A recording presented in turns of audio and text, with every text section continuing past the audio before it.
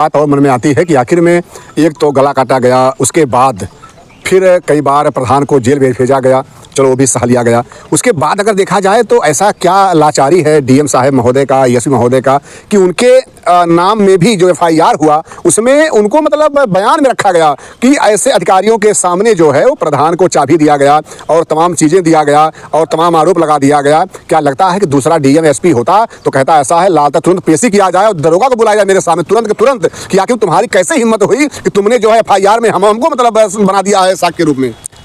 पत्रकार महोदय, यही तो वेदना होती है, यही तो आम जनता सोच रही है कि जिलाधिकारी महोदय और पुलिस अधीक्षक महोदय इस तरह की उसमें इन्वॉल्व हो गए। आप ये बताइए कि जब वीरेंद्र यादव को जिलाधिकारी महोदय या पुलिस अधीक्षक महोदय के सामने उस घर की चाबी सौंपी गई तो उसकी जांच परख करके दी गई होगी कि क्या क्या है क्या क्या नहीं है। आप ये बताइए कैसे चोरी हो गई। और सबसे बड़ी बात है, जिसके बच्चे का, जिसके लाल का गला काट दिया गया हो, वो अब इस धन दौलत के चक्कर में क्या पड़ेगा, गेहूं चावल या जो है कुछ सामान के लालच में नहीं पड़ेगा, उसको लालच आएगी ही नहीं, किस काम का है वो। और दूसरी बात कि जो इतना वेदना में हो वो जाएगा चोरी करने, और वो प्रधान जो सम्मानित प्रधान होगा वो ये सब काम करेगा।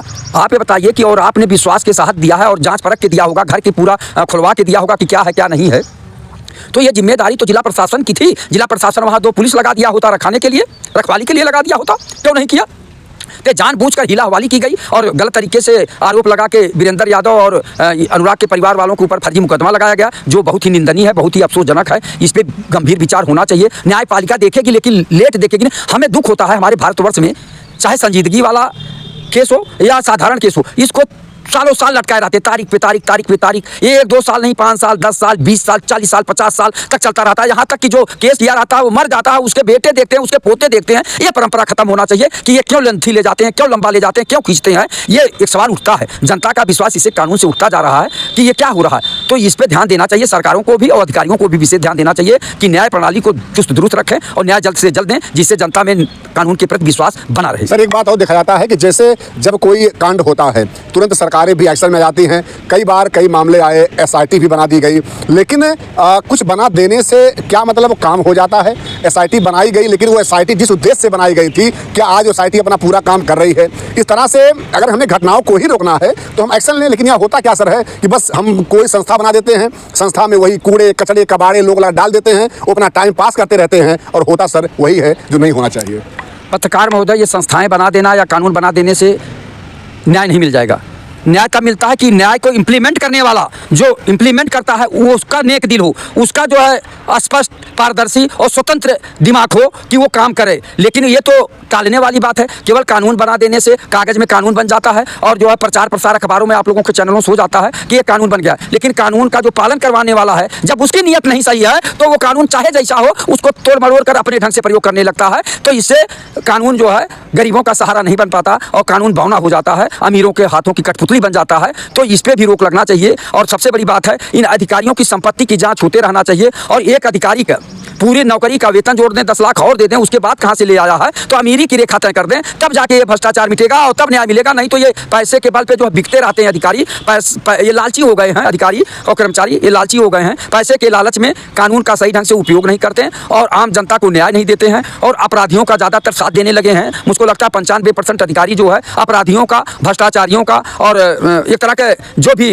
अपराध करते हैं उनका साथ देने लगे हैं। तो ये बंद होना चाहिए, कागज टूटना चाहिए। और अभी आप एक सवाल किए थे, चाहे कोई मंत्री हो और चाहे विधायक हो, चाहे पूर्व मंत्री हो, वर्तमान मंत्री हो, चाहे एमपी हो, अगर ऐसे संजीदगी वाले में मामले में कांग अड़ाता है तो उसके खिलाफ भी कठोर कार्रवाई होना चाहिए और अनुराग यादव जैसे हत्याकांड में तत्काल न्याय मिलना चाहिए। नहीं तो जनता जो है एक दिन ऊब कर जौनपुर के जिलाधिकारी महोदय के कार्यालय के सामने धरना देने पे भी मजबूर हो जाएगी। इतना मजबूर मत करिए जनता को कि इस समय गेहूं की कटाई चल रही है, मड़ाई चल रही है। जनता अपना काम छोड़कर अनुराग यादव को न्याय दिलाने के लिए 2000, 4000, 10,000, 5,000, लाख, 2 लाख लोग वहाँ इकट्ठा होकर जो है जिलाधिकारी महोदय के सामने न्याय की भीख मांगेंगे। ये भी जिलाधिकारी महोदय को सोचना चाहिए। कितना मजबूर न करें जनता को। और चैनल वाले भी बेचारे और जो है आप लोग यूट्यूबर लोग भी सारा जो है रोज़ आवाज़ उठाते हैं, लेकिन इन लोगों के कानों में जूं क्यों नहीं रेंग रहा है। ये लोग भी तो इंसान हैं, इंसानियत और मानवता दिखानी चाहिए इनको। ये क्यों मानवता को मार रहे हैं, क्यों इंसानियत को मार रहे हैं, ये सोचना चाहिए कि आप भी किसी बच्चे के माता पिता हैं, आपकी एक भावना है, तो उसको जो है जागृत करिए और अनुराग यादव को तुरंत न्याय दीजिए। सर, लास्ट में बात और कि जब से ये हत्याकांड हुआ है तब से कम 10 से 12 हत्याएं हो गई। कहीं गोलीकांड हुआ, किसी को जला के मार दिया गया उसी जौनपुर में, किसी को मतलब चाकू मार दिया गया, तमाम कांड होते गए। और उसके बाद एक पहला क्वेश्चन ये, दूसरा सर ये है कि इनका तो घर नहीं गिरा लालता का, लेकिन कम से कम 20 जगह ऐसा है जहाँ पे बेचारे गरीब थे, जिनके पास उस ठंड के समय में, जनवरी और दिसंबर के समय में, जहाँ पे लोग बिस्तरा में घुसने का प्रयास करते हैं, वहाँ पे लोग घर गिरा दिया गया। तो आखिर में कैसे दोहरा मतलब चरित्र है कि जो बेचारा गरीब है उसे गिराने में 2 मिनट लगता है, और ऐसे ऐसे मतलब जो रसूखदार हैं, पैसे वाले हैं, उनको गिराने के लिए, घर गिराने के लिए इनको लोहे जमाना पड़ रहा है। पत्रकार महोदय, इसी बात का तो दुख है कि गरीबों के लिए अलग कानून, गरीबों के लिए त्वरित जो है कानून लगा के उसका घर और मड़ई गिरा देंगे, लेकिन अमीरों का जो है, जो ग्राम समाज में घर बना हुआ है, जो अपराधियों का ग्राम समाज में घर बना हुआ है, जो कतलियों का घर ग्राम समाज में बना हुआ है, उसको नहीं गिरा रहे हैं। तो ये जो आप बता रहे हैं ये तो सच्चाई है, धरातल की बात है। इसको माननीय मुख्यमंत्री जी को संज्ञान लेना चाहिए। माननीय मुख्यमंत्री जी रोज चैनलों बोलते हैं कि गरीबों का घर न गिराया जाए जब तक उसकी जो है कहीं और व्यवस्था न की जाए, यानी विकल्प के रूप में कहीं उनकी व्यवस्था करके तब वो गिराया जाए। जब अति आवश्यक हो तब उस गरीब का घर जो है गिराया जाए या वहाँ से हटाया जाए और कहीं उसको वैकल्पिक व्यवस्था करके तब हटाया जाए। और यहाँ क्या है कि गरीबों कोई सुनवाई नहीं होती, तुरंत बुलडोजर लगा के तुरंत ध्वस्त करा देते हैं। और अमीरों का जो अमीर कब्जा किए हैं, बदमाश कब्जा किए हैं, भूमाफिया कब्जा किए हैं, कतली कब्जा किए हैं, जल्लाद कब्जा किए हैं, उनके ऊपर कोई कार्रवाई नहीं हो रहा है। सर एक और मैं दे रहा हूँ आपको मतलब दृष्टांत के रूप में, आपने देखा होगा एक वीडियो वायरल हुआ जिसका संज्ञान स्वतः अखिलेश यादव जी ने लिया था। और ये मामला सर अम्बेडकर नगर का है कि एक छोटी सी बच्ची अपना बुक लेकर के और बक्सा लेके भाग रहे थे, देखेंगे वीडियो तो आप, जो कि उस मतलब परिवार को अखिलेश जी ने अपने पास बुला करके और उसको एक स्कूली बैग दिया था और भी सामान दिया था। उस समय तो ये मामला शांत हो गया था सर, लेकिन अभी सर बताएं आपसे, 1 सप्ताह नहीं हुआ है, पुनः अम्बेडकर नगर के डीएम महोदय के द्वारा वह घर से गिरा दिया गया। और वह बच्ची, वो जो मतलब फटा हुआ कॉपी था उससे लिख रही थी। ये भी एक पोस्टर बहुत वायरल हो रहा था। लास्ट मेरा क्वेश्चन बस, अम्बेडकर नगर की घटना हृदय विदारक थी। वो बच्ची अपनी झोला बस्ता उठाने के लिए इधर गिराया जा रहा था, लेके भाग रही थी। तो अखिलेश यादव संवेदनशील व्यक्ति हैं, भावनात्मक हैं और उदार हैं और सहज हैं और दयालु हैं। तो उनके अंदर दयालुता के भाव था। उन्होंने उस बच्ची को बुला के सम्मानित करने के लिए झोला बैग सब कुछ दिया और कुछ और आर्थिक मदद किया। लेकिन आम समाज को भी देखना चाहिए और मुझको लगता है योगी आदित्यनाथ जी को भी भावनात्मक होना चाहिए, सहृदय होना चाहिए, दयालु होना चाहिए, करुणा वाला होना चाहिए। तो वो क्यों नहीं ध्यान दे रहे हैं कि उनके अधिकारी ये जुल्म ढा रहे हैं जनता पर, तो रोक क्यों नहीं लगा रहे हैं? और समाज में जिस तरह का भय व्याप्त है सरकारी कर्मचारियों का और जिस तरह से सरकारी कर्मचारी बेलगाम होते जा रहे हैं, तो ये माननीय मुख्यमंत्री जी ये आपके कानून को धता बता रहे हैं। आप जितने जन कल्याणकारी योजना चला रहे हैं और जितना जो है सरकार जो है अपनी योजनाएं चला रही है, उसको ये लोग जो है पलीता लगा रहे हैं।